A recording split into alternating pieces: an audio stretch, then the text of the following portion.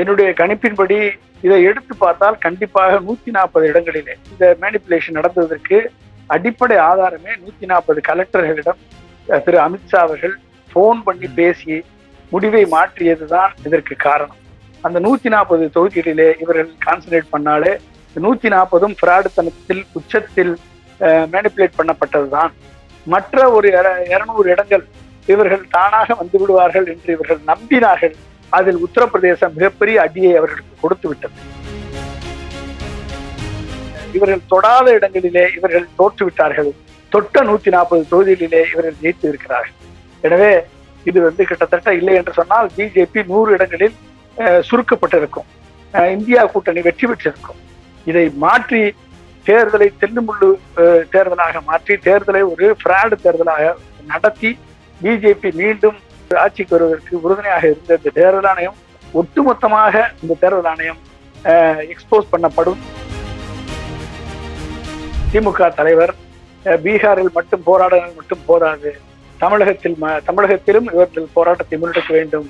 அகில இந்தியாவிலும் ஒட்டுமொத்தமாக இந்த போராட்டத்தினுடைய தீவிரத்தன்மையை உணர்ந்து ஜனநாயக ரீதியிலான போராட்டத்தை முன்னெடுத்தால் மட்டுமே இந்த தேர்தல் கமிஷனது சர்வாதிகாரத்தினுடைய உச்சத்தை நாம் கட்டுப்படுத்த முடியும். தேர்தல் நியாயமாக நடக்கும் என்று நம்பலாம். இல்லை என்று சொன்னால் இவர்கள் எப்படி தனது தேர்தல் முடிவை எலெக்ஷன் கமிஷனையும் இவிஎம் வைத்து மகாராஷ்டிராவில் மாற்றினார்களோ அதே போல தமிழகத்திலும் பீகாரிலும் வெஸ்ட் பெங்காலிலும் இந்த முடிவை இவர்கள் மாற்றுவதற்கு களமிறங்கி விட்டார்கள். ஒரு வாரமாவது எதிர்கட்சிகள் தங்களது நேரத்தை ஒதுக்கி மக்களை திரட்டி மக்களை ரோட்டிற்கு வந்து போராடக்கூடிய ஒரு நிலையை ஏற்படுத்தி ஒட்டுமொத்தமாக இயக்கத்தை நிறுத்தினால் மட்டும்தான் சுப்ரீம் கோர்ட்டில் தலையிடும் என்று நான் கருதுகிறேன். சுப்ரீம் கோர்ட் தலையிட்டு இந்த நம்ம கோரிக்கைகளை நிறைவேற்ற வேண்டும். தேர்தல் 2024 தேர்தலை ரத்து செய்ய வேண்டும். அதற்கு பின்பு நடந்த அனைத்து மாநில தேர்தல்களையும் ரத்து செய்ய வேண்டும். அதற்கடுத்து இந்த எலெக்ஷன் கமிஷனையே ஒட்டுமொத்தமாக டிஸ்மிஸ் பண்ண வேண்டும். மற்ற இந்தியா பிளாக் எதிர்க்கட்சி தலைவர்களுக்கும் ஒரு அவசர கூட்டத்தை கூட்டி இந்தியா பாரத் பந்த் அனௌன்ஸ் பண்ணி அனைத்து முதலமைச்சர்களும் ராகுல் காந்தி உட்பட அனைவரும் ஒரு வாரமாவது சுப்ரீம் கோர்ட் தலையிடும் வருவையாவது இந்த உண்ணாவிரத போராட்டத்தை முன்னெடுக்க வேண்டும். இந்தியா சந்திக்கக்கூடிய போராட்டத்தை முன்னெடுக்க வேண்டும்.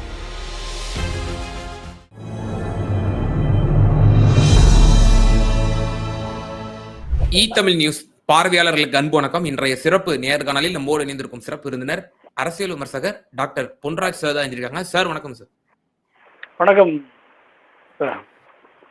சார். நம்முடைய முதலமைச்சர் இந்த ஓச்சோரி என்கிற அந்த கேம்பெயினுக்கு பீகாருக்கு நேற்று தினம் சென்றிருந்தாங்க. அதுல அந்த கேம்பெயின்லயும் பங்கெடுத்து ஸ்பீச்சஸும் அட்ரஸ் பண்ணாங்க. அந்த மக்களிடத்திலேயே அவ்வளவு ஒரு மிகப்பெரிய ஒரு வரவேற்பை அடைஞ்சதை நம்மளால பார்க்க முடியுது. அதை தொடர்ந்து ராகுல் காந்தியும் ஒரு முக்கியமான பல பேச்சுக்களை முன்வைத்திருந்தார். பல குற்றச்சாட்டுகள், பல முறைகேடான புகார்கள் தொடர்ந்து எலெக்ஷன் கமிஷன் ஆஃப் இந்தியா மீது வைக்கப்பட்டு கொண்டிருக்கிறது. இப்போது அந்த போராட்ட களம் என்பது விரிவடைந்திருக்கிறது என்று நீங்கள் நினைக்கிறீர்களா? தென் தமிழகத்திலிருந்து வட தமிழகத்திற்கு இப்போது அது அந்த இசையாருங்கிறது அந்த ஒரு மாநிலத்திற்கு மட்டுமல்ல, ஒட்டுமொத்த இந்தியாவுக்குமான இந்த அபாயகரமானது என்று உணர்ந்து நம்முடைய முதலமைச்சர் முதன்முறையாக ஆதரவு தெரிவித்து அங்கே களத்திற்கு சென்றிருக்கிறார். இது விரிவடையும் நீங்க நினைக்கிறீங்களா? தேர்தல் ஆணையத்திற்கும் பாஜக அரசிற்கும் எந்த அளவுக்கு நெருக்கடின்னு நினைக்கிறீங்க?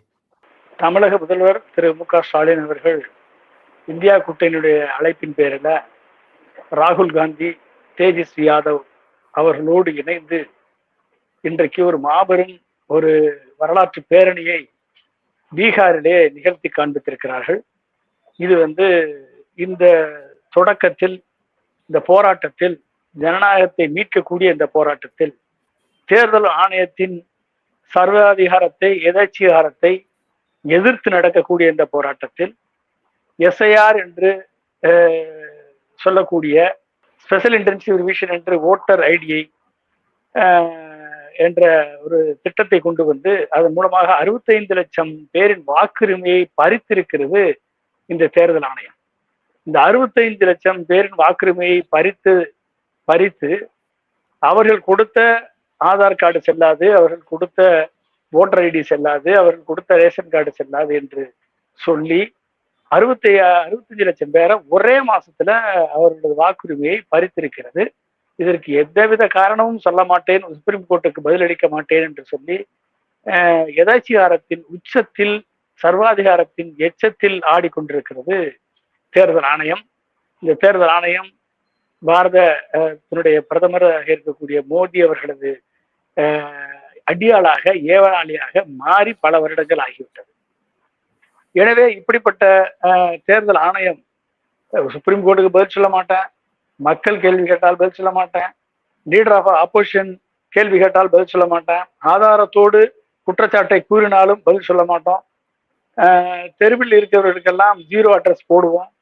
ஆனா அது எந்த மாநிலத்துல அந்த தெரு இருக்கு, எந்த மாவட்டத்துல அந்த தெரு இருக்கு, எந்த சிட்டியில அந்த தெரு இருக்கு, அந்த சிட்டியில எந்த தெருவுடைய பேர் என்னன்னு கூட எழுதாமல் அதற்கு வாக்குமூலம், அதற்கு வக்காலத்து வாங்கக்கூடிய ஒரு ஒன்றுக்கும் உதவாத ஒரு ஐஏஎஸ் ஆபீசர் என்ற பதவிக்கே இடுக்கை தேடித்தரக்கூடிய இந்த தேர்தல் ஆணையர், அவரோடு இணைந்திருக்கக்கூடிய மற்ற ஆணையர்கள், மற்ற தேர்தல் கமிஷன் அதிகாரிகள் இந்தியாவின் ஜனநாயகத்தின் மாண்புக்கு ஒரு எச்சமாக இன்றைக்கு காட்சியளித்துக் கொண்டிருக்கிறார்கள்.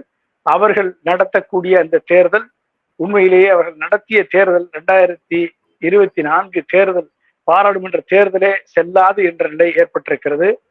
கிட்டத்தட்ட 5 மணிக்கு மேல 4.72% ஓட்டுகளை அதிகரித்து அந்த ஓட்டுகளை இவிஎம் மூலமாக மேனிபுலேட் பண்ணி ஓட்டே போடாத நிலையில் இவிஎம் மூலமாக ஓட்டை போட வைத்து கிட்டத்தட்ட 4.25 கோடி 4,65,00,000 வாக்குகளை கூட அனௌன்ஸ் பண்ணி 2024 தேர்தலில் ரிக் செய்து தேர்தலின் தலையெழுத்தை புரட்டி போட்டது தேர்தல் ஆணையம். இல்லை என்று சொன்னால் பிஜேபி 100 இடத்தில் கூட வெற்றி பெற்றிருக்க முடியாது. அவர்கள் 240 இடத்திலே வெற்றி பெற்றிருக்கிறார் என்று சொன்னால் அதற்கு காரணம் இந்த தேர்தல் ஆணையம் தான். இந்த விழிப்புணர்ச்சியை இன்றைக்கு ராகுல் காந்தி கர்நாடகாவில் இருக்கக்கூடிய மாதேபுரா சட்டமன்ற தொகுதியினுடைய வாக்காளர் அடையாள அட்டையை தேர்தல் கமிஷனரிடம் பெற்று அவர்கள் எப்படியெல்லாம் 5 முறையாக தில்லுமுள்ளு ஓட்டு திருட்டை பண்ணியிருக்கிறார்கள் என்று சொல்லி அதை நிரூபித்து காண்பித்த பிறகும் இந்த தேர்தல் ஆணையம் இன்னமும் வக்காலத்து வாங்கி கொண்டிருக்கிறார்கள் என்று சொன்னால், இப்படிப்பட்ட தேர்தல் ஆணையத்தின் கீழ் நடைபெறக்கூடிய எந்த தேர்தலும் நியாயமான தேர்தலாக இருக்காது என்பதில் எந்த வெள்ளளவும் எந்த கருத்தளவும் மாற்றமில்லை. இவர்கள் இவிஎம்ஐ பயன்படுத்தி தான் இவர்கள் வாக்காளர் ரோல் மாஸ்டர் ரோலை மேனிபுலேட் பண்ணி தான் அந்த வாக்காளர் மாஸ்டர் ரோலை மேனிபுலேட் பண்ணுவதற்கு ஈக்குவலண்டா இவிஎம்ஐ மேனிபுலேட் பண்ணி சிம்பிள் லோடிங் டைம்ல இந்த இவிஎம்ஐ பேட்டர்னை அதுல பதிந்து எந்த கட்சி எந்த சின்னம் இந்த பூத்துல ஜெயிக்கணும்னு இவர்கள் பதிகிறார்களோ அந்த கட்சி சின்னம் விழுந்த வாக்குகளில் அதிகமான வாக்குகளை பெறும் என்ற சூழல் இன்றைக்கு ஏற்பட்டிருக்கிறது. இதில் இந்தியா கூட்டணி மக்கள் மத்தியிலே ஒரு விழிப்புணர்ச்சியை உருவாக்கி காண்பித்திருக்கிறார்கள். ராகுல் காந்தி அதற்கு தலைமையேற்று ஒரு மிகப்பெரிய போராட்டத்தை முன்னெடுத்திருக்கிறார். ஒரு யாத்திரையை பீகாரிலே முன்னெடுத்திருக்கிறார். ஆனால் இது பத்தாது, இந்த போராட்டம் பத்தாது. இது இந்தியா முழுக்க இது பரவ வேண்டும். பரவி அதற்கு தமிழக முதல்வர் அவர்கள் அங்கு பீகாருக்கு சென்றால் மட்டும் போதாது, இது தமிழ்நாட்டிலும் இது நடக்க வேண்டும். ஏனென்றால் இது தமிழ்நாட்டிலுமே இந்த எக்ஸசைஸை செய்வார்கள் என்பதற்கு ஒரு உதாரணம், சமீபத்தில் உள்துறை அமைச்சர் அமித்ஷா அவர்கள் திருநெல்வேலிக்கு வந்து பூத் கமிட்டி மாநாடு என்று போட்டு அந்த பூத் கமிட்டியிலே அதிமுகவும் பிஜேபியும் இணைந்தால் 39% வாக்குகள் வாங்கும் என்ற ஒரு கருத்தை இங்கு விதைத்திருக்கிறார் என்று சொன்னால் 39% வாக்குகள் 2 கட்சியும் இணைந்தால் கண்டிப்பாக கிடைக்காது, உண்மையாக கிடைக்காது. ஏனென்று சொன்னால் அதிமுகவுக்கு விழுந்த வாக்குகள் மோடிக்கு எதிரான வாக்குகள், பிஜேபிக்கு விழுந்த வாக்குகள் எடப்பாடிக்கு எதிரான வாக்குகள். எனவே அப்படிப்பட்ட வாக்குகளை இரண்டையும் இணைத்து ரெண்டும் A+B சி அப்படின்னு சொல்வது போல இவர்கள் 7 3 10 என்று சொல்வதை போல இது அரித்மெட்டிக் கணக்கு வராது. ஆனால் இவர்கள் வரும் என்று சொல்கிறார்கள் என்று சொன்னால் இவர்கள் தமிழகத்திலுமே இவர்கள் சித்து விளையாட்டை இவிஎம் மூலமாகவும் இவர்கள் மாஸ்டர் ரோல் மூலமாகவும் இவர்கள் செய்ய ஆரம்பித்து விட்டார்கள் என்பதற்கான அறிகுறி தான் அமித்ஷா அவர்களது ரீசெண்ட் விசிட். எனவே இது தமிழகத்திலுமே இந்த ஒன்றுமே இல்லாத பிஜேபிக்கு அண்ணாமலையே கொண்டு வந்து பார்த்தார்கள். ஆனால் இவர்கள் இவிஎம்ஐ மேனிபுலேட் பண்ணியதனால் காரணமாகத்தான் 7% வாக்குகள் கூட பெற்று 11.5% பிஜேபியுடைய வாக்குகள் உயர்ந்திருக்கிறது, பிஜேபி கூட்டணியுடைய வாக்குகள் பிஜேபிக்கு கிடைத்த வாக்குகள் கிடைத்திருக்கிறது என்று தேவசகாயம் ஐஏஎஸ் அவர்கள் தலைமையிலான குழு இவர்கள் வெற்றி பெற்ற 23 தொகுதிகளிலே இவர்கள் வாக்குகள் பெற்ற பிஜேபி போட்டியிட்ட 23 தொகுதிகளிலே பகுத்தாராய்ந்து சொல்லிவிட்டது. எனவே இதை இந்த தொகுதிகளில் எல்லாம் மீண்டும் இவர்கள் ஜெயித்தால் இவர்கள் அதிமுக வென்ற இடங்கள், அதிமுக குறைந்த அளவில் தோற்ற இடங்கள், பிஜேபி அதிமுகவை 2ஆம் இடத்திற்கு தள்ளிய இடங்கள், அதிமுக 2ஆம் இடத்தில் வந்த இடங்கள், அதிமுக 3ஆம் இடத்திற்கு சென்ற இடங்கள், இந்த இடங்களை எல்லாம் அமித்ஷா குறித்து வைத்துக் கொண்டு இந்த இடங்களில் எல்லாம் இந்த இவிஎம் மேனிப்புலேஷனும் மாஸ்டர் ரோல் மேனிப்புலேஷனும் நடந்து தமிழகத்திலும் இந்த முடிவு மாறும் என்பதில் எந்த விதமான மாற்று கருத்துக்கு இடமில்லை என்பதுதான் எனது வாதம். கண்டிப்பாக இதை புரிந்து கொள்ளாவிட்டால் திமுக தலைவர் பீகாரில் மட்டும் போராடுங்கள் மட்டும் போதாது, தமிழகத்திலும் இவர்கள் போராட்டத்தை முன்னெடுக்க வேண்டும், அகில இந்தியாவிலும் ஒட்டுமொத்தமாக இந்த போராட்டத்தினுடைய தீவிரத்தன்மையை உணர்ந்து ஜனநாயக ரீதியிலான போராட்டத்தை முன்னெடுத்தால் மட்டுமே இந்த தேர்தல் கமிஷனது சர்வாதிகாரத்தினுடைய உச்சத்தை நாம் கட்டுப்படுத்த முடியும், தேர்தல் நியாயமாக நடக்கும் என்று நம்பலாம். இல்லை என்று சொன்னால் இவர்கள் எப்படி தனது தேர்தல் முடிவை எலெக்ஷன் கமிஷனையும் இவிஎம் வைத்து மகாராஷ்டிராவில் மாற்றினார்களோ, எப்படி டெல்லியில் மாற்றினார்களோ, எப்படி ஒரிசாவில் மாற்றினார்களோ, எப்படி மகாராஷ்டிராவில் மாற்றினார்களோ, அதே போல ஹரியானாவில் மாற்றினார்களோ, அதே போல தமிழகத்திலும் பீகாரிலும் வெஸ்ட் பெங்காலிலும் கேரளாவிலும் இந்த முடிவை இவர்கள் மாற்றுவதற்கு களமிறங்கி விட்டார்கள். எனவே இதை உணர்ந்து கொண்டு ஒட்டுமொத்தமாக இந்தியா முழுமைக்குமான போராட்டத்தை இந்தியா பிளாக் கூட்டணி கட்சி தலைவர்கள் முன்னெடுக்க வேண்டும் என்பதுதான் எனது நிலைப்பாடு.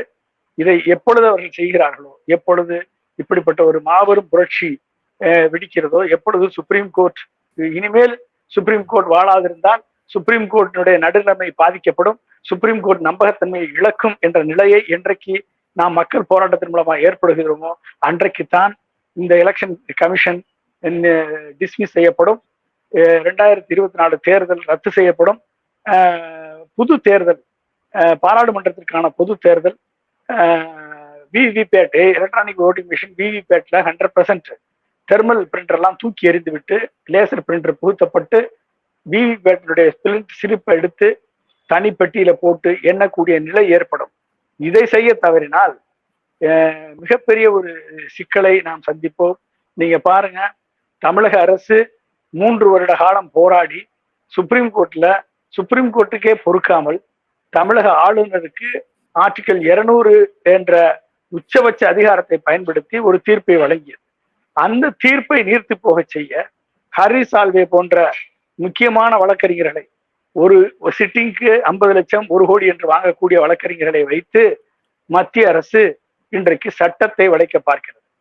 புரட்சி தலைவர் எம்ஜிஆர் அவர்கள் ரிக்ஷாக்காரன்ல ஒரு பாட்டு பாடுவார், நாணல் போல வளைவுதான் சட்டமாகுமா, அதை வளைப்பதற்கு வழக்கறிஞர் பட்டம் வேண்டுமா, தர்மத்தாயின் பிள்ளைகள் தாயின் கண்ணை மறைப்பதா, உண்மை தன்னை ஊமையாக்கி தலைகுனிய வைப்பதா, அங்கே சிரிப்பவர்கள் சிரிக்கட்டும் அது ஆணவ சிரிப்பு என்ற பாடல்.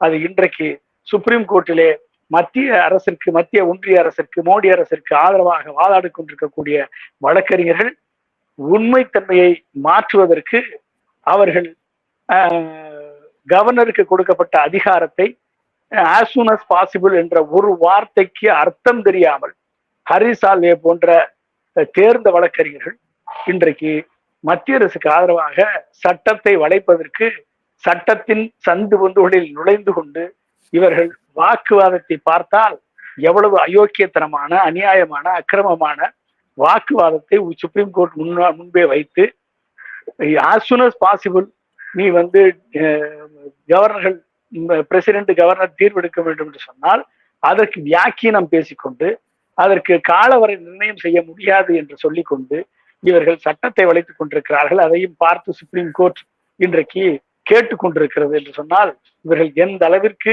சட்டத்தை வளைப்பார்கள், எந்த அளவிற்கு சுப்ரீம் கோர்ட்டையே தன் காலடியில் விழ வைப்பார்கள் என்பதற்கு இது ஒரு உதாரணம்.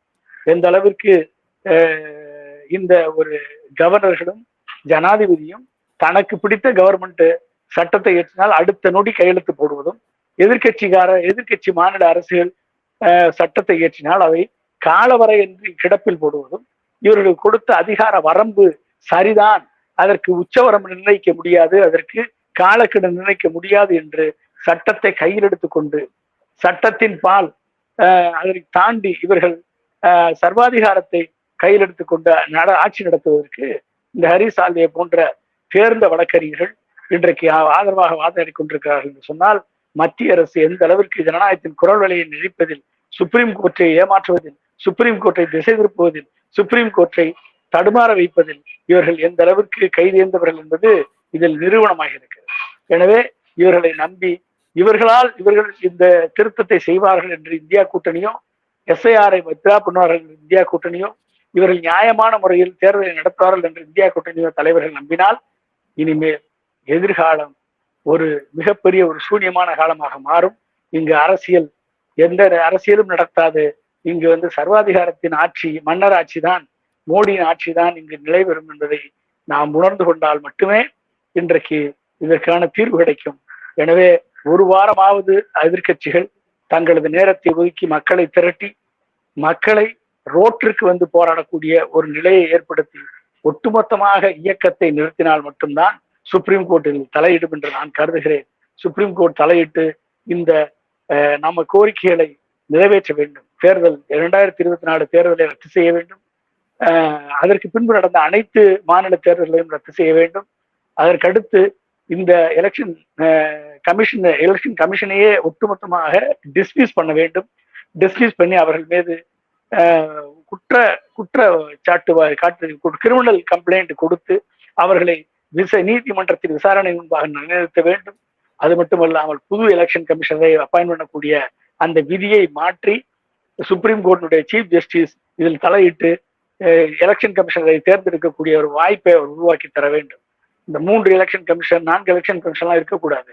ஒரே ஒரு எலெக்ஷன் கமிஷன் தான் இருக்கணும். அவருக்கு சுதந்திரமாக செயல்படக்கூடிய அதிகாரம் இருக்க வேண்டும். அப்படிப்பட்ட எலெக்ஷன் கமிஷனரை வைத்து இந்தியாவின் எலக்ட்ரானிக் ஓட்டிங் மிஷின் 100% விவிபேட்டுடைய ஸ்லிப்பை எண்ணுவதற்கு ஏற்பாடு செய்ய வேண்டும்.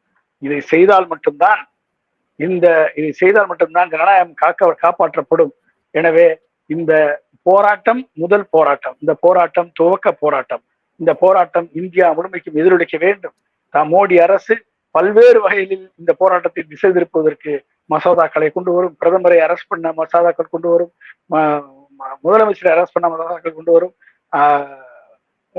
இராணுவத்தை ஏவி பாகிஸ்தான் மீது போர் தொடுக்க நடவடிக்கை எடுக்கும். எல்லாம் நடக்கும். எனவே இதையெல்லாம் பார்த்து மயங்கி விடாமல், இதெல்லாம் பார்த்து திசை திரும்பி விடாமல் ஒட்டுமொத்தமாக போராட்டத்தை முன்னெடுப்பதற்கு திரு ஸ்டாலின் அவர்கள் திரு ராகுல் காந்திக்கும் மற்ற இந்தியா பிளாக் எதிர்க்கட்சி தலைவர்களுக்கும் ஒரு அவசர கூட்டத்தை கூட்டி இந்தியா பாரத் பந்த் அனௌன்ஸ் பண்ணி அனைத்து முதலமைச்சர்களும் ராகுல் காந்தி உட்பட அனைவரும் ஒரு வாரமாவது சுப்ரீம் கோர்ட் தலையிடும் வருவையாவது இந்த உண்ணாவிரத போராட்டத்தை முன்னெடுக்க வேண்டும். இந்தியா ஸ்தம்பிக்கக்கூடிய போராட்டத்தை முன்னெடுக்க வேண்டும் என்று நான் கேட்டுக்கொள்கிறேன். சார், இப்போ நம்முடைய முதலமைச்சர் சில காரியங்களை முன்னெடுக்கிறார் சமீப காலத்திலே. குறிப்பாக சொல்ல வேண்டும் என்று சொன்னால், இந்தியா கூட்டணி கட்சியிலிருந்து சமீபத்தில் விலகிய ஆம் ஆத்மி கட்சி, அந்த கட்சியினுடைய பஞ்சாபினுடைய முதலமைச்சராக இருக்கக்கூடிய பகவந்த் மான் அவர்களை தமிழகத்திற்கு வரவழைத்து ஒரு ஸ்கீமுக்கு அவரை இனாகரேஷனுக்கு அழைச்சாரு. காலை உணவு திட்டத்தினுடைய இந்த விரிவாக்கத்திற்கு. அதிலும் அரசியல் உள்நோக்கம் நிச்சயமாக இருக்கும். தேசிய அரசியல் பார்வையில் முதலமைச்சர் அவரை கருத்தில் வைத்துதான் அவரை அழைத்திருக்கிறார் என்ற ஒரு கருத்து கூறப்படுகிறது. அதை தொடர்ந்து இப்ப பீகாருக்கும் அவர் சென்று வந்திருக்கிறார். தேசிய அரசியலில் திரு மு க ஸ்டாலின் அவர்கள் எடுக்கக்கூடிய இது மாதிரியான நடவடிக்கைகளை நீங்க எப்படி பாக்குறீங்க? எதிர்கட்சிகள் அப்போசிஷனை சிதற விட்டுறக்கூடாது, இதுல யுனைட்டா வைக்கணும் அப்படிங்கிற நோக்கத்தோட ஒவ்வொரு காய்களையும் நகர்த்தி கொண்டிருக்கிறாரா திரு மு க ஸ்டாலின் அவர்கள்? கண்டிப்பா. அது ஒரு திரு மு க ஸ்டாலின் அவர்கள் ஒரு முதலமைச்சர் என்ற பரிணாமத்திலிருந்து ஒரு தேசிய தலைவராக அவர் தன்னை உயர்த்தி கொண்டு வருகிறார். அவரது செல்வாக்கு, அவரது கூட்டணியை தன்னுடன் வைத்திருக்கக்கூடிய பக்குவம், மக்கள் மீது அவர் காட்டக்கூடிய பரிவு மற்றும் பிரச்சனைகளுக்கு தீர்வு காண வேண்டும் என்ற உண்மையான நோக்கம். பிரச்சனைகள் இருக்கு, இல்லைன்னு சொல்லல. ஆனா அத்தனை பிரச்சனைகளையும் சரி செய்வதற்கு நான் இருக்கிறேன் என்று சொல்லக்கூடிய நம்பிக்கை, அவர் எழுப்பக்கூடிய உரிமை குரல், அவர் தமிழக சட்டமன்றத்தில் மட்டுமல்ல, தமிழகத்தினுடைய பிரச்சனைகளுக்காக நீதிமன்றத்தில், உயர் நீதிமன்றத்தில், உச்ச நீதிமன்றத்தில் எழுப்பக்கூடிய உரிமை குரல் மட்டுமல்ல, அது இந்தியா முழுமைக்கும் ஒழிக்கக்கூடிய உரிமை குரலாக மாற வேண்டும் என்று சொன்னால் அனைத்து எதிர்க்கட்சிகளையும் ஓரணியில் திரட்ட வேண்டும். ஓரணியில் தமிழ்நாடு என்று அவர் சொல்வதை போல ஓரணியில் இந்தியா பிளாக் கட்சிகளை அவர் திரட்ட வேண்டும் என்பதற்காகத்தான் ஆம் ஆத்மி கூட்டணியை விட்டு வெளியேறி ஆம் ஆத்மியையும் அழைத்து அவர்களுக்கு இந்த காலை உணவு திட்டத்தை எப்படி தமிழகத்தில் அது வெற்றிகரமாக செயல்படுகிறது என்பதை அவர் விளக்கி காண்பித்திருக்கிறார். இதே முறையில் கேஜ்ரிவால் அவர்கள் உருவாக்கிய பள்ளியையும் மகிழா கிளினிக்கையும் சென்று தமிழக முதல்வர் அவர் பார்த்து வந்திருக்கிறார். எனவே இப்படிப்பட்ட நல்ல விஷயங்களை, நல்ல திட்டங்களை ஒவ்வொரு மாநில அரசுகளும் தங்களுக்குள் பகிர்ந்து கொண்டு நல்ல விஷயங்களை மக்களுக்கு எடுத்து செல்வதில் அவர்கள் முன்னோடியாக இருக்க வேண்டும் என்பதுதான் ஒரு ஃபெடரல் கோஆபரேட்டிவ் ஃபெடரலிசத்தினுடைய ஒரு மைய பண்பாடு. அதை காலில் போட்டு மிதிக்கக்கூடிய பிஜேபிக்கு என்ன தெரியும்? ஒவ்வொரு மாநிலமும் தங்கள் மாநிலத்தினுடைய வளர்ச்சிக்கு அந்த தலைவர்கள் எவ்வாறு பாடுபடுகிறார்கள் என்பதை பற்றி அறிந்து அதை உலகமே பார்த்து வியக்கும் பொழுது இது யுனைடெட் நேஷன்ஸினுடைய சஸ்டைனபிள் டெவலப்மெண்ட் கோல்ஸையே தமிழகம் 7வது இடத்திற்கு இந்திய உலக அளவில் 7வது இடத்திற்கு வந்திருக்கிறது. நார்வேக்கு அடுத்து அந்த வரிசையில மற்ற வளர்ந்த நாடுகளின் வரிசையில 7வது இடத்திற்கு தமிழகம் வந்திருக்கிறது. இந்தியா கூட அதில் வரவில்லை. எனவே அப்படிப்பட்ட வளர்ச்சியின் பாதைக்கு செல்லக்கூடிய ஒரு தமிழகத்தை 1008 பிரச்சனைகள் இருக்கிறது, இல்லை என்று நான் சொல்லவில்லை. தமிழகத்தில் இன்னும் தீர்க்கப்பட வேண்டிய பிரச்சனைகள் இருக்கிறது.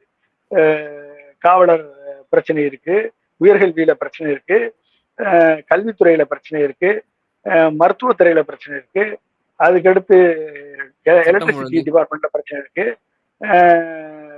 டிரான்ஸ்போர்ட்ல பிரச்சனை இருக்கு, துப்புரவு தொழிலாளர்கள் பிரச்சனை இருக்கு, சட்டம் ஒழுங்கு பிரச்சனை இருக்கு, இல்லை என்று சொல்லவில்லை. ஆனால் இந்த பிரச்சனைகளை எல்லாம் முடிந்த அளவிற்கு தன்னால் முடிந்த இயன்ற அளவிற்கு இந்த 5 வருடங்களிலே திரு மு.க. ஸ்டாலின் அவர்கள் சிறப்பாக செயல்பட்டு வந்திருக்கிறார் என்பதை இந்த நாடு அறியும்.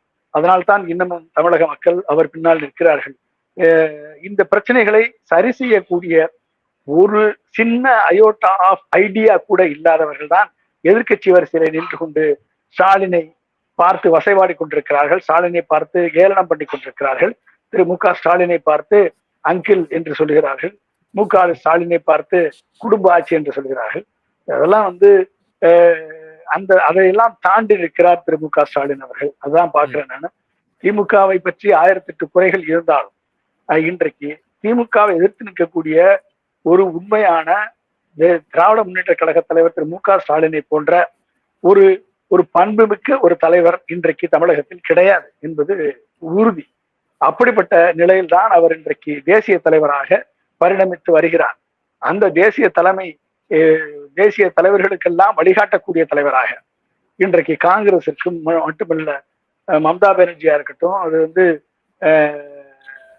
கேரளாவாக இருக்கட்டும், இல்ல ஒரிசாவாக இருக்கட்டும், அனைத்து எதிர்கட்சிகளுக்கும் வழிகாட்டக்கூடிய ஒரு தலைவராக அவர் தன்னை உயர்த்தி கொண்டிருக்கிறார் என்றுதான் சொல்ல வேண்டும். கண்டிப்பாக இந்த முயற்சி இந்திய ஜனநாயகத்திற்கு எதிராக விடப்பட்ட அந்த அறைகூவலை எதிர்த்து போராடினால் மட்டுமே கண்டிப்பாக ஒரு மாற்றம் வரும்.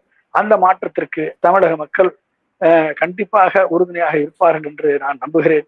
ஆனால் திரு மு.க. ஸ்டாலின் அவர்கள் அட்டன் பண்ண வேண்டிய ஏகப்பட்ட பிரச்சனைகள் இருக்கிறது. அதை அவர் அடுத்த 5 ஆண்டு காலத்தில் அவர் சரி செய்வதற்கு முயற்சி எடுப்பார், முன்னுரிமை கொடுப்பார். பொருளாதாரத்தை மீட்டெடுத்து இன்றைக்கு 2 இலக்க பொருளாதார வளர்ச்சியை அடைந்திருக்கிறார். கண்டிப்பாக அது 2 இலக்க பொருளாதார வளர்ச்சி தொடர்ந்து 5 ஆண்டுகளுக்கு அந்த 12% 13%, 11.19% கிட்டத்தட்ட 13-14% உயர்த்தப்பட்டு அடுத்த 5 ஆண்டுகளுக்கு இந்த நிலை தொடருமே. ஆனால் கண்டிப்பாக திரு மு.க. ஸ்டாலின் அவர்கள் நினைத்த 1 ட்ரில்லியன் எக்கானமி 2030 கண்டிப்பாக சாத்தியப்படும். 1 ட்ரில்லியன் எக்கானமி சாத்தியப்பட்டால் கல்வி நிதி பற்றாக்குறையால் செயல்படுத்த முடியாமல் போன ஓல்டு பென்ஷன் ஸ்கீம் செயல்படுத்தப்படும். நிதி பற்றாக்குறையால் ஜாக்டோ ஜியோ அவர்களது கோரிக்கைகள் நிறைவேற்ற முடியாமல் போன இது கண்டிப்பாக செயல்படுத்துறதுக்கு வாய்ப்பு இருக்கிறது. வேலை இழந்த போக்குவரத்து ஊழியர்கள் கோரிக்கைகள், மின்சாரத்துறை ஊழியர் கோரிக்கைகள், மற்ற துறை சார்ந்த கோரிக்கைகள், காவலர்கள் கோரிக்கைகள், இது மட்டுமல்லாமல் அனைத்து துறையை சார்ந்த கோரிக்கைகள். இன்றைக்கு 2 கோடி இளைஞர்களுக்கு மதிப்பு கூட்டப்பட்ட வேலை வாய்ப்பு. இன்றைக்கு தனிநபர் வருமானம் 3.5 லட்சம் ரூபாய். இந்தியாவிலேயே அதிகமான தனிநபர் வருமானத்தை கொண்ட 2வது மாநிலமாக தமிழகம் இருக்கிறது. கண்டிப்பாக அதை கிட்டத்தட்ட ஒரு 7 லட்சத்திலிருந்து 8 லட்சமாக 2 மடங்காக உயர்த்துவதற்கு ஸ்டாலின் அவர்கள் முயற்சி எடுக்கிறதுக்கு வாய்ப்பு இருக்கிறது. அந்த வாய்ப்பை திரு மு.க. ஸ்டாலின் அவர்கள் செய்வார்கள் என்று நாங்கள் நம்புகிறோம். அந்த நம்பிக்கையின் காரணமாகத்தான் நாங்கள் எல்லாம் எங்களை போன்ற நடுநிலைவாதிகள், எங்களை போன்ற எம்ஜிஆர் விசுவாசிகள், நாங்கள் எல்லாம் அவருக்கு ஆதரவை கொடுக்கிறோம் என்று சொன்னால் அதற்கு காரணம் மு.க. ஸ்டாலின் அவர்களது நற்குணம், அவரது அனைவரையும் அரவணைத்து செல்லக்கூடிய தலைமை பண்பு, அவர் இன்க்ளூசிவ் ஒரு பாலிடிக்ஸ அவர் அனைவரையும் உள்ளடக்கிய ஒரு அரசியலை அவர் செய்து கொண்டிருக்கிறார் என்ற நம்பிக்கை, இதுதான் அவரை மக்கள் மத்தியிலே இன்றைக்கு ஒரு மாபெரும் தலைவராக உயர்த்தி காண்பித்திருக்கிறார். ஏற்கனவே திரு ராகுல் காந்தி அவர்கள் ஒரு மிகப்பெரிய ஒரு குண்டை வீசினாரு. இந்த நீங்க சொன்னது போல இந்த பெங்களூர்ல இருக்கக்கூடிய ஒரு மகப்புராங்கிற தொகுதியில வந்து அவர் முன் வச்சிருந்தாரு.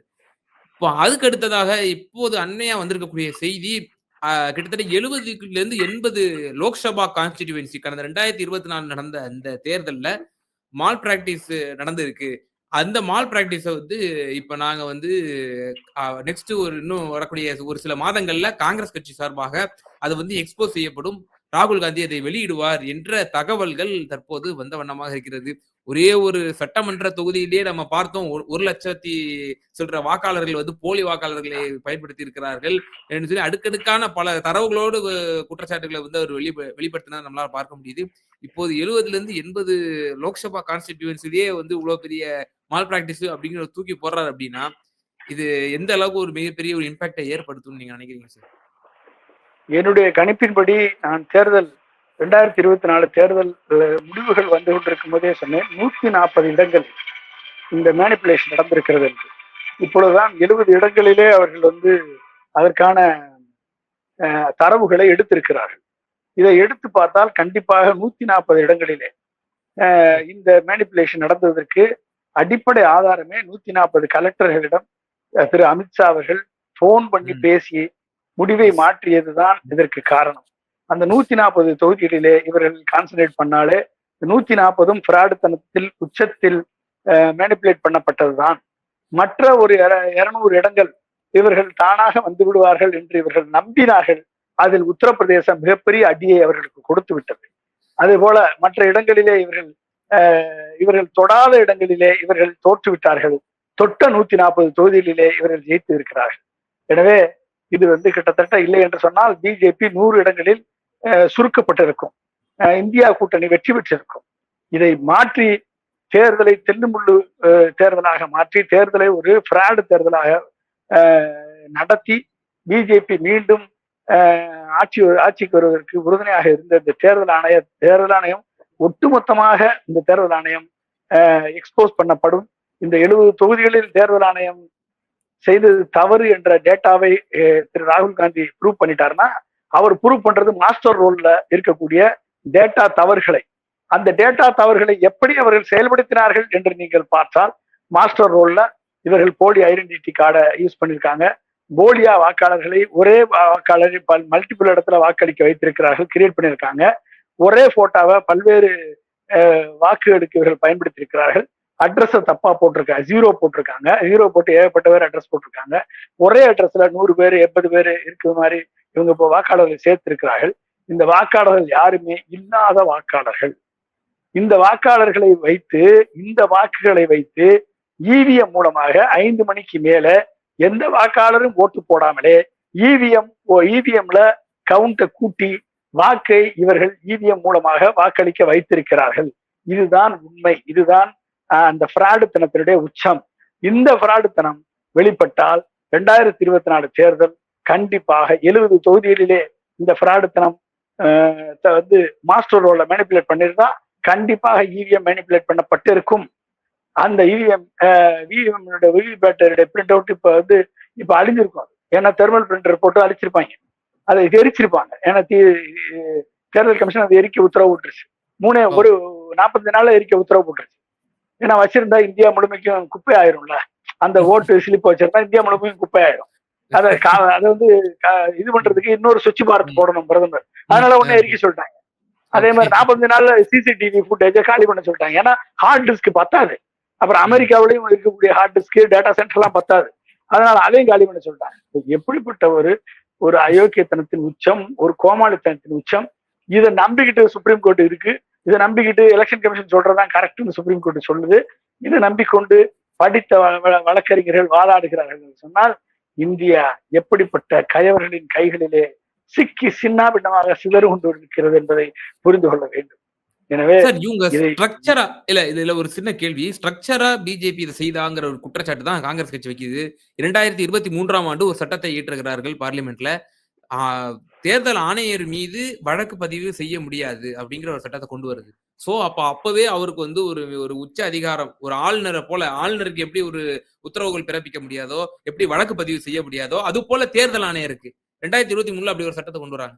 அதன் பிறகு பார்க்கிறோம் உச்சநீதிமன்றம் சொல்லுகிறது, நீங்க தேர்தல் ஆணையத்தை நியமிக்கிறோம் அப்படின்னா சுப்ரீம் கோர்ட்டினுடைய சீஃப் ஜஸ்டிஸ், எதிர்க்கட்சி தலைவர், பிரதமர் இந்த மூவரும் இருந்தாதான் வந்து அமைக்க முடியும்னு சொல்லுது. ஆனால் நம்முடைய என்டிஏ கவர்மெண்ட் என்ன பண்ணிச்சு, அது அந்த இடத்துல வந்து அமைச்சரை கொண்டு வந்துருச்சு. சோ அமைச்சர் ஆல்ரெடி அவர் பிஜேபியே தான் இருப்பாரு. சோ அது ஒண்ணு.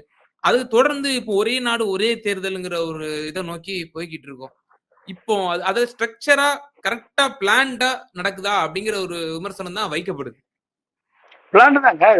நீங்க புதுசா கேக்குறீங்க. அதை பிளான் பண்ணி அவங்க ஒரு 30 ஆண்டு கால பிளானை போட்டு அந்த பிளானுக்கு ஒர்க் பண்ணிட்டு இருக்காங்க. நீங்க வந்து இன்னைக்கு தூங்கி எந்திரிச்சு நாளைக்கு எதிர்கட்சிகள் ஒற்றுமை கூட்டணின்னு சொல்லிட்டு இருந்தா அதை வந்து அவங்க வந்து 30 ஆண்டு கால பிளான் போட்டாங்க. அவங்க வந்து பிளான் போட்டு நீதித்துறையில் அவர்கள் ஆட்கள், IAS IPSல அவர்கள் ஆட்கள் மற்றும் அனைத்து துறைகளிலையும் அவர்கள் ஆட்களை உள்ளே புகுத்தி விட்டார்கள். இனிமேல் இவர்கள் சொல்வதுதான் நடக்கும். இவர்களுக்கு அந்த அந்த அந்த சட்டத்தில் பிடியிலிருந்து தப்பிப்பதற்கு எலெக்ஷன் கமிஷனர் மேல எந்த வழக்கு தொடர முடியாது என்ற ஒரு சட்டத்தை ஏற்றி வைக்கிறார் என்று சொன்னால், அப்படி சட்டத்தை போட்டாதான் இதுல வரக்கூடிய எலெக்ஷன் கமிஷன் இவங்க சொல்றதை கேட்பாரு. இவங்க சொல்றபடி தப்பெல்லாம் செய்வார்.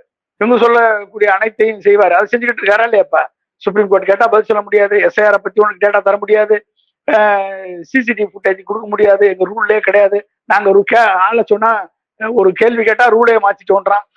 இத்தனையும் பண்றதுக்கு காரணம் என்ன? 2023 தேர்தல் கமிஷனை பாதுகாக்க உருவாக்கப்பட்ட சட்டம் தான். அப்ப இவர்கள் திட்டப்பட்டு செலக்டிவா இவர்கள் இதுக்கான ஒரு பேக்ரவுண்டை கிரியேட் பண்ணி கொண்டு வராங்க. அப்ப இதை வந்து தடுக்கணும் அப்படின்னா மக்கள் போராட்டத்தின் மூலமாகத்தான், மக்களது புரட்சியின் மூலமாகத்தான் சுப்ரீம் கோர்ட் வந்து தலையிட்டு இந்த தேச விரோத கான்ஸ்டிடியூஷனுக்கு எதிரான, ஃபண்டமெண்டல் ரைட்ஸுக்கு எதிரான அனைத்து சட்டங்களையும் தூக்கி எறிய வேண்டும். பிஜேபி நிறைவேற்றிய அனைத்து சட்டங்களையும் ரீசெண்டா இயற்றிய இந்த பிரதமர், முதலமைச்சர், அமைச்சர்கள் மேல 30 நாள் கேஸ் போட்டு 30 நாள் உள்ள வச்சா தூக்கி அவர்கள் பதவி இழக்க வேண்டும் என்ற ஒரு மிகப்பெரிய கருப்பு சட்டத்தை முதற்கொண்டு அனைத்து சட்டங்களும் தூக்கி எறியப்பட்டால் மட்டும்தான் இந்தியாவில் ஜனநாயகம் தலைக்கும். அதற்கு வேற வழியே ஒண்ணுமே கிடையாது. இந்த தேர்தல் கமிஷனை எதிர்த்து ஒட்டுமொத்த இந்தியாவும் களமிறங்க வேண்டும், போராட வேண்டும், களத்திற்கு வர வேண்டும். நாம் மாணவர்கள் மத்தியிலே, இளைஞர்கள் மத்தியிலே, பெண்கள் மத்தியிலே, படித்தவர்கள் மத்தியிலே, பொதுமக்கள், சாதாரண மக்கள் மத்தியிலே இந்த விழிப்புணர்ச்சியை கொண்டு சேர்த்து அதன் மூலமாக ஒரு மாபெரும் இந்திய பாரத் பந்த் போராட்டத்தை அறிவித்து அந்த பாரத் பந்த் போராட்டம் ஒட்டுமொத்த சுப்ரீம் கோர்ட்டை தலையிட வைக்கக்கூடிய ஒரு சூழலை ஏற்படுத்த வேண்டும். இதுல எந்த மாற்று கருத்து கிடையாது. இது இன்னமும் தூங்கிட்டு இருந்தாங்க, இந்தியா கூட்டணி தூங்கிட்டு இருந்தாங்கன்னா அடுத்த தேர்தல்ல நவம்பர்ல நடக்கக்கூடிய பீகார் தேர்தல் பிஜேபி ஜெயிக்கும், வெற்றி பெறும். 2026 மே மாசம் நடக்கக்கூடிய தமிழக தேர்தல்ல பிஜேபியினுடைய தலைமையிலே பப்பட் எடப்பாடி பிஜேபியினுடைய ஒரு தலையாட்டி பொம்மையாக ஆட்சி அமைப்பா. அமித்ஷா வேற கணக்கு சொல்லிட்டாரு 39% நீங்க சொன்ன மாதிரி. ஆமா, 3% கூட்டி ஓட்டு போட்டா அவன் வாங்கியிருப்பாரு. மக்கள் 39% அவங்கள்ட்ட ஏற்கனவே இருக்குல்ல, இன்னும் 2-3% ஓட்டு போட்டாலே போதும், திமுக ஜெயிச்சிடலாம். அப்ப ஜெயிச்சது உண்மையா ஜெயிச்சாருன்னு சொல்லி இவங்க ஒரு கணக்கு வாங்கிச்சிருவாங்க. அதனாலதான் இன்றைக்கு எடப்பாடி அந்த ஒரு குருட்டு நம்பிக்கையில எப்படி ஜெகனை ஜெயிக்க வைத்ததோ பிஜேபி, அதை போல தன்னையும் ஜெயிக்க வைத்து விடுவார்கள் என்று எடப்பாடி நம்பிக்கொண்டிருக்கிறார். ஜெகனை ஜெயிக்க வைத்து, ஜெகனை கோமாளித்தனமான ஆட்சி நடத்த வைத்து இன்றைக்கு அந்த ஆட்சியை பவன் கல்யாண்கிட்டையும் சந்திரபாபு நாயுட்டையும் பிடுங்கி கொடுத்தது பிஜேபி. எடப்பாடியை ஜெயிக்க வைத்து, எடப்பாடியை பொம்மை முதல்வர் ஆக்கி அந்த ஆட்சியை அண்ணாமலையிடம் பிடுங்கி கொடுத்து பிஜேபி ஆட்சியாக தமிழகத்திலே இவர்கள் உருவாக்குவதற்கு அனைத்து வேலைகளையும் செய்து கொண்டு வருகிறார்கள். இவர்கள் திட்டம் இரண்டு திட்டமாக செயல்படுத்திக் கொண்டு வருகிறார்கள். ஒன்று வந்து திமுகவை எதிர்ப்பதற்கு அண்ணாமலையை உருவாக்கி பார்த்தார்கள். அண்ணாமலை செல்ஃப் எடுக்கல, எவ்வளவோ முயற்சி செய்து செல்ஃப் எடுக்காதனால அது வந்து ஒரு லெவலுக்கு மேல அந்த ஓட்டு வரல. இவர்களும் இவிஎம் வச்சு புஷ் பண்ணி பார்த்து 11.5% தான் ஓட்டு வந்தது. இதுக்கு மேல வரணும் அப்படின்னா யாரை கொண்டு வருவது? ஒரு சைட்ல சீமானை பாரத பிரதமர் முதல்வர் கேண்டிடேட்டா அனௌன்ஸ் பண்ணுவாருன்னு சொல்லி ரவீந்திரன் துரைசாமி என்ற RSS காரர், அவருக்கு சின்சியரா அவர் RSS நபர், அவர் மோடிக்கு ஆதரவானவர், அவர் சீமானை பிரதமருடைய கேண்டிடேட்னு சொல்லி ப்ரொஜெக்ட் பண்ணிட்டு இருக்காரு. அப்ப RSS மோடியினுடைய முதலமைச்சர் கேண்டிடேட் சீமான் என்று அவர் ப்ரொஜெக்ட் பண்றாரு. இதை சீமான் இதுவரைக்கும் மறுக்கவும் இல்லை, அதை பத்தி இல்லைன்னு சொல்லவும் இல்லை. ஆனா அவரும் பிஜேபி எடுத்து பேசிட்டு தான் இருக்காரு. அப்ப இவர்களை எப்படி நம்ம நம்புறது? பிஜேபியினுடைய ஆள் என்று நம்பாமல் எப்படி? அப்ப அண்ணாமலை ஷாட் எடுக்கல, அண்ணாமலையால ஜெயிக்க முடியலன்னு சொன்ன உடனே சீமான ஒரு சைடு ஒரு கோஷ்டி புஷ் பண்ணுது. ஆனா சீமான புஷ் பண்ணக்கூடிய கோஷ்டி உனக்கு செல்ஃப் எடுக்காது, இது நடக்காது என்று சொல்லிட்டு மோடி டைரக்டாக IRS ஆபீசர் அருண் குமாரை விஜய்கிட்ட அனுப்பி விஜய் மூலமாக திமுகவை எதிர்த்து கிறிஸ்தவ முஸ்லிம்கள் வாக்குகளையும் தலித் வாக்குகளையும் சிறுபான்மையினர் வாக்குகளையும் மோஸ்ட் பேக்வர்ட் கிளாஸ்ல இருக்கக்கூடிய மற்ற ஜாதி விளிம்புநிலை ஜாதியை சேர்ந்த மக்களது வாக்குகளையும் வெற்றி விடலாம் என்ற அடுத்த திட்டம் தயாராகித்தான் இப்ப விஜய் களத்தில் இறக்கப்பட்டிருக்கிறார். எனவே அண்ணாமலை ஃபெயிலியர், சீமான் கொண்டு வருவதற்கு ஒரு கோஷ்டி முயற்சி கொண்டிருக்கிறது. அந்த நப்பாசையில் சீமானும் இருக்கிறார். ஏன்னா ரவீந்திர துரைசாமி சொல்லிட்டாரு, ஒருவேளை திடீர்னு மோடி நம்மள சீஃப் மினிஸ்டர் கேண்டிடேட் அனௌன்ஸ் பண்ணி நம்மள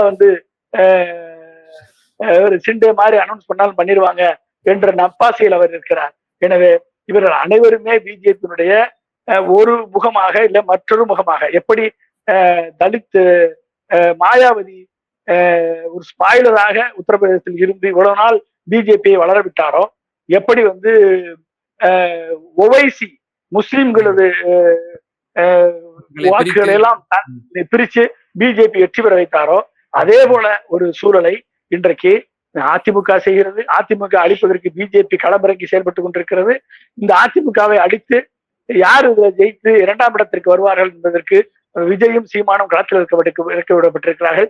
எனவே இவர்கள் திமுகவை அழிக்கிறேன் என்ற பேர்வையில் அண்ணா திராவிட முன்னேற்ற கழகத்தை அழிக்கக்கூடிய முயற்சியில் இருக்கிறார்கள். எனவே இந்த அண்ணா திராவிட முன்னேற்ற கழகம் காக்கப்பட வேண்டும் என்று சொன்னால், திராவிட முன்னேற்ற கழகத்திற்கு ஒரு மாற்றாக அண்ணா திராவிட முன்னேற்ற கழகம் வர வேண்டும் என்று சொன்னால், எடப்பாடி உட்பட இன்றைக்கு எந்த அதிமுக தலைவர்கள் பிஜேபியுடைய ஆதரவுடன் இருக்கிறார்களோ அனைவரும் தோற்கடிக்கப்பட வேண்டும். தோற்கடிக்கப்பட்டால்தான் அதிமுக மீண்டு எழும். புது தலைமையிலே எம்ஜிஆர் உருவாக்கிய கொள்கையின்படி பொதுச் செயலாளர் என்பவர் தொண்டர்களால் தேர்ந்தெடுக்கப்படக்கூடிய ஒரு தலைமையிலே அதிமுக மீண்டும் புத்துணர்ச்சி பெற்று வரும். அப்பொழுது வரும் பொழுது இந்த திமுக எதிர்க்கிறேன் பேர்வழி என்று சொல்லி பிஜேபியினுடைய கையாளாக செயல்படக்கூடிய அனைத்து சக்திகளும் புறந்தள்ளப்பட்டு ஓடும். இது நடக்கும். இது நடந்து எம்ஜிஆரது கனவு நனவாக வேண்டும். அந்த ஒரு வந்தால் அதிமுக பிழைக்கும். இல்லை என்று சொன்னால் இந்த அதிமுகவை அழிப்பதற்கு பிஜேபி ரெடியா இருக்கு. ஒரு சைடு பிஜேபி அழித்துக் கொண்டிருக்கிறது, இன்னொரு சைடு விஜய் அழித்துக் கொண்டிருக்கிறார், இன்னொரு சைடு சீமான் அழித்துக் கொண்டிருக்கிறார். இவர்கள் அனைவருமே அதிமுக அளிக்கிறார்களே ஒழிய திமுகவிடம் இவர்கள் வாக்குகள் பலிக்காது, ஜம்பம் செல்லாது. ஆனால் இது அத்தனையுமே தூக்கி எறிந்து விட்டு பிஜேபி வெற்றி பெறுவதற்கு அனைத்து வழிகளும் அமித்ஷாவிடம் இருக்கிறது. எனவே நீங்க போடக்கூடிய எந்த கணக்கும் செல்லாதுப்பா, நான் இவிஎம்ல என்ன கணக்கு போடுறனோ அதுதான் ஜெயிக்கும் என்று அமித்ஷா முடிவெடுத்து விட்டார். அதை தடுக்காவிட்டால் கண்டிப்பாக பிஜேபி இங்கு ஆட்சி அமைக்கும். நிச்சயமா சார். இந்த வாக்கு திருட்டு சம்பந்தமாக நடக்கக்கூடிய இந்த கேம்பெயின் அது நாடு முழுக்க விரிவடைய வேண்டும். தொடர்ந்து நீங்கள் பல ஆண்டுகளாக இந்த தேர்தல் முறையாக நடைபெறவில்லை, பல முறைகேடுகள் நடந்து கொண்டிருக்கிறது என்று தனிநபராக நீங்கள் வழக்கு லீகல் ஃபைட்டும் பண்ணிட்டு இருக்கீங்க, மக்கள் மத்தியிலும் கொண்டு போயிட்டு இருக்கீங்க. இதை இப்போதுதான் சற்று உணர தொடங்கி இருக்கிறது. இது ஸ்ட்ரக்சரா அவங்க ப்ரீ பிளான்டா செய்யறாங்க. 30 வருஷம் ஒரு தொலைநோக்கு சிந்தனையோட அவங்க செய்யறாங்க. இதை நம்ம முறியடிக்கணும்னா ஒரு மிகப்பெரிய ஒரு மக்கள் சக்தி, ஒரு மிகப்பெரிய போராட்டத்தின் மூலியமாக மட்டும்தான் செய்ய முடியும் என்று சொல்லி பல உன்னதமான கருத்துக்களை எங்க நேயர்களுக்கு ரொம்ப தெளிவா பகிர்ந்தீங்க. ரொம்ப நன்றி சார். நன்றி, மிக வணக்கம். தேங்க்யூ.